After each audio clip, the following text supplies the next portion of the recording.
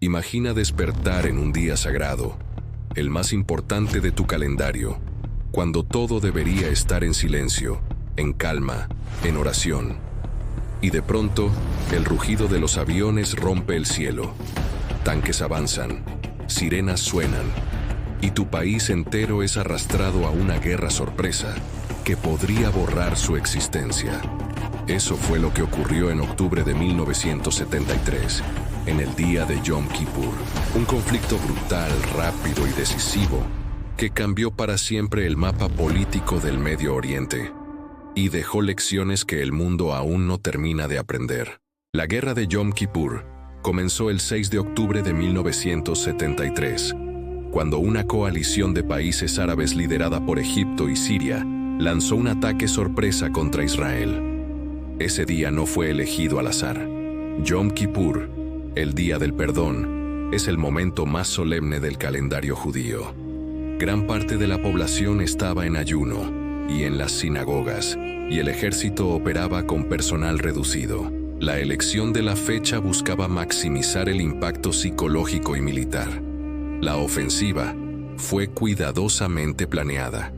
Egipto, bajo el mando de Anwar el-Sadat, cruzó el canal de Suez con miles de soldados y logró superar la famosa línea Bar-Lev, considerada casi inexpugnable. Al mismo tiempo, Siria avanzó en los altos del Golán, recuperando terreno perdido en la Guerra de los 6 días de 1967. Por primera vez en años, Israel se encontró a la defensiva, sin control total de la situación. La sensación de invulnerabilidad que había acompañado al país tras su victoria aplastante de 1967 se desmoronó en cuestión de horas. En las primeras 48 horas, el panorama era sombrío. Israel había perdido posiciones clave. Su aviación sufría por los sistemas antiaéreos soviéticos desplegados por Egipto y Siria, y la moral estaba en el suelo. Sin embargo, la respuesta no tardó en llegar. Con rapidez, Israel comenzó a movilizar sus reservas y a reorganizar sus fuerzas. El entonces primer ministro, Golda Meir, enfrentó uno de los momentos más críticos de su carrera política. La presión era enorme. Responder con fuerza, pero evitar escalar el conflicto a un nivel que pudiera provocar la intervención directa de las superpotencias, Estados Unidos y la Unión Soviética. Lo que muchos olvidan es que esta guerra no fue solo un conflicto regional, fue también un escenario de la Guerra Fría. Washington apoyaba a Israel, mientras Moscú respaldaba a Egipto y Siria con armas y asesores. El mundo entero observaba con temor que el enfrentamiento pudiera transformarse en un choque directo entre las dos superpotencias nucleares. Antes de continuar, si te está gustando el video, dale like y suscríbete. A medida que los días avanzaban, el panorama comenzó a cambiar. Israel, conocido por su capacidad de movilización rápida, empezó a reagrupar sus tropas y lanzó un contraataque feroz. En el frente del Sinaí, las fuerzas de defensa de Israel ejecutaron una maniobra audaz. Cruzaron el canal de Suez en sentido contrario, logrando cercar al tercer ejército egipcio. Fue un movimiento que sorprendió incluso a los altos mandos de El Cairo y que demostró la habilidad táctica del ejército israelí. Mientras tanto, en el norte, los combates en los altos del Golán fueron brutales. Tanques sirios e israelíes se enfrentaron en una de las batallas blindadas más grandes desde la Segunda Guerra Mundial. En el llamado Valle de las Lágrimas, un pequeño número de tanques israelíes resistió durante días, evitando que las fuerzas sirias avanzaran hacia el corazón de Israel. Fue una resistencia desesperada pero decisiva. La situación atrajo la atención de Estados Unidos, que lanzó la llamada Operación Nickel Grass, un puente aéreo masivo para reabastecer a Israel con armas, municiones y repuestos. Aviones de carga estadounidenses cruzaban el Atlántico día y noche, llevando todo lo necesario para sostener el esfuerzo de guerra. Esta intervención inclinó la balanza de manera decisiva a favor de Israel, pero también encendió las alarmas en Moscú. La Unión Soviética comenzó a aumentar su apoyo logístico a Egipto y Siria, y se temió que enviara tropas. Durante varios días, el mundo estuvo al borde de una confrontación directa entre las dos superpotencias. Washington puso a sus fuerzas nucleares en alerta DEFCON 3, el nivel más alto desde la crisis de los misiles en Cuba. La guerra de Yom Kippur ya no era solo un conflicto en Medio Oriente, era un punto de fricción global. Pero incluso en ese escenario crítico, los líderes comenzaron a buscar una salida diplomática. Estados Unidos y la URSS presionaron para implementar un alto al fuego bajo la égida de la ONU.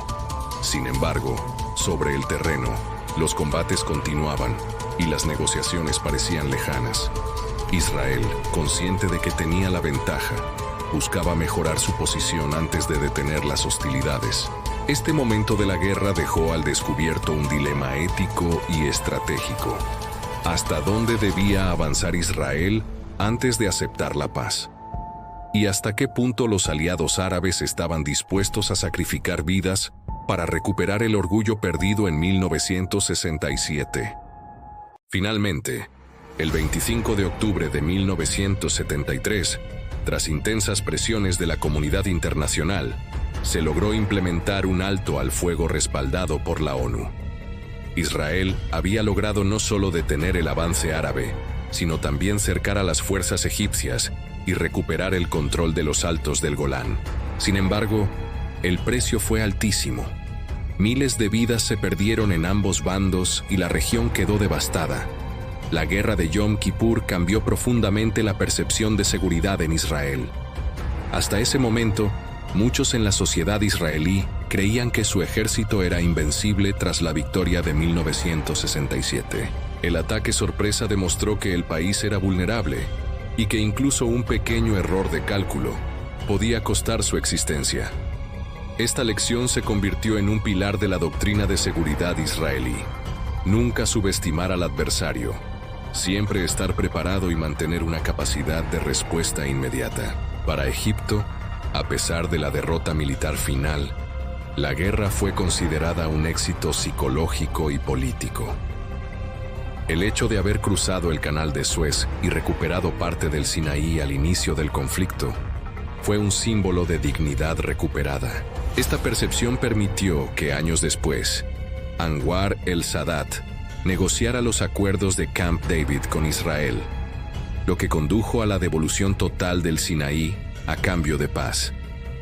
Pero quizá la lección más importante de esta guerra fue la demostración de que los conflictos en Medio Oriente podían escalar hasta amenazar la paz mundial. El riesgo de una confrontación nuclear entre Estados Unidos y la Unión Soviética estuvo más cerca de lo que la mayoría de la gente sabía en aquel momento.